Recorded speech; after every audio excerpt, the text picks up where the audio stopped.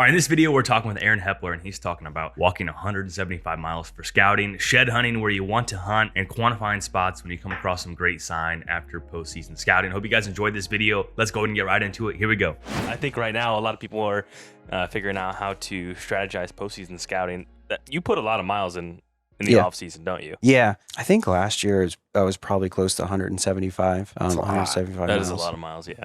Yeah, I'm probably at like 25 miles already this year. I start early. A lot of people don't like to start now because they're like, oh, you're going to bump bucks out of the area and not be able to find their sheds and stuff. I love shed hunting and I like finding sheds, but I'm less worried about sheds than I am about the deer that I get to kill in the fall. Mm-hmm. So if it means like I might lose some sheds, and I don't care that much. That being said, I am right now I'm spending more time in a new place that I'm scouting versus like going back to that area where I know the deer, where I know the bucks. I'm spending time in a place where I'm like, hey, where's a good setup that I can shoot like I can jump in a tree 10 minutes away from the truck and shoot a local doe, or get those reps in, or whatever it is, just putting boots on the ground and learning something new about an area. And I found some pretty good stuff already this year in a really heavy pressured place that I live close by to. I've wanted to I've hunted that my whole life for like small game and deer on a farm close by or whatever.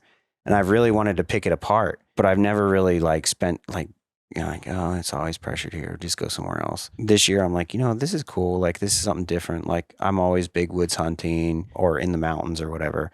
This is like ag, very open. It used to be a lot of fence rows, but they've cut all those, so it's a lot of like continuous switchgrass fields and stuff like that. So I'm like, hey, I'm just gonna go and see if I can find little pockets where stuff is, because there's good deer there. The surrounding areas is all ag, like all big farms. So I'm like, I'm just going to give that a try. But I found a lot of nice stuff there and a lot of pretty difficult access, which is pretty hard to find because you can't walk 50 yards without hitting a road or parking lot. It doesn't take much there. But I have found some pretty difficult access as far as like how hard it is to get through the cover and finding a route through that cover. But that's what I'm using this time of year for, is to scout those new spots that I haven't gotten to yet, because I'm not if I'm like, oh, I'd really like to find that deer sheds, I'm not invested in the sheds there. Is that the number one thing you're looking for when you're like kind of scouting those new pieces, is isolated or difficult access? Yeah, I think the access in those pressured areas is the most important. You can get into so many areas where like, oh, nobody's going to come back here, I think this is good, and you'll find a tree stand. But then that also teaches you something, because it kind of teaches you what the crowd is doing there,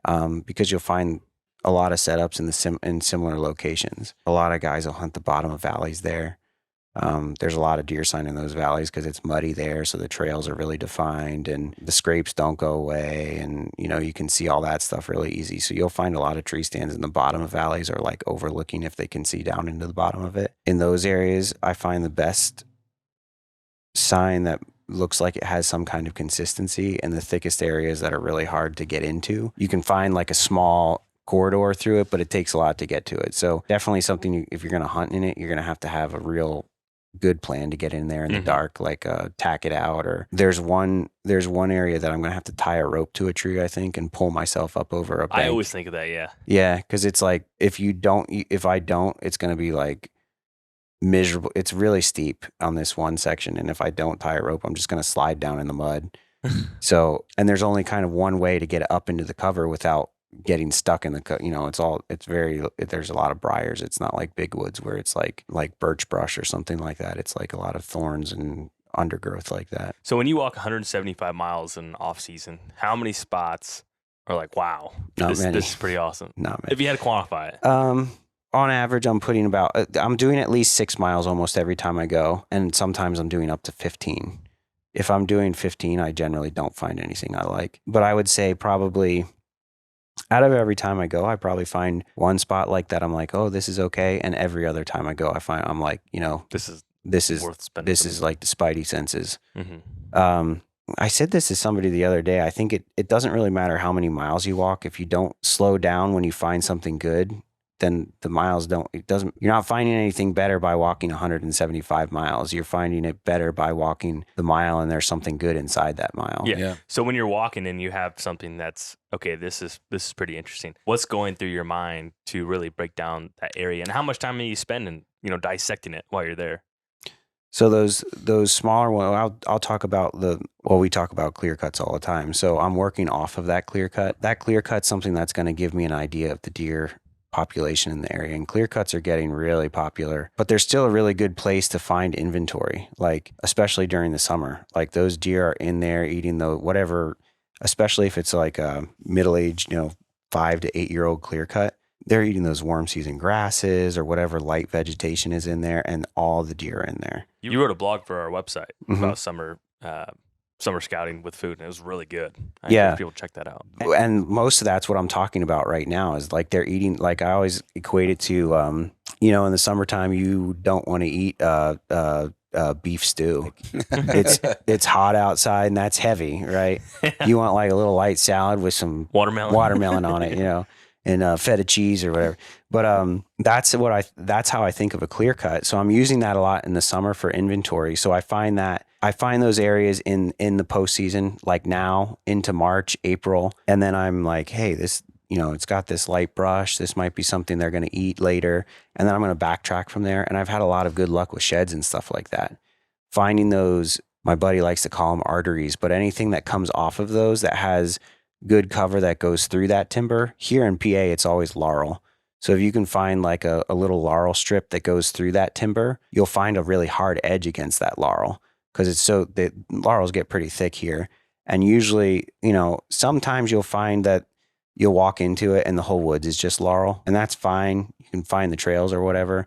But if you can find a small vein or artery of that stuff or whatever kind of cover is similar to it in that area, it's nice. We've found a lot of like trails and corridors that go through it, and usually scrape lines are in there because of the root systems. You might find like a water hole tucked into the middle of that stuff. And I think I talk about that a lot is like finding something that sweetens the pot with a scrape. Mm-hmm. And a water hole is my favorite thing that does that. It's also in relation to the cover that it's in too.